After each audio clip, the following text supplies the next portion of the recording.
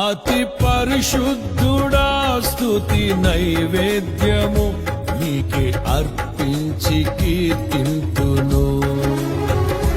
నీవు నా పక్షమై నన్ను దీవించగా, నీవు నా తోడువై నన్ను నడిపించగా, జీవింతును నీ కోసమే ఆశ్రయమైన నా యేసయ్యా.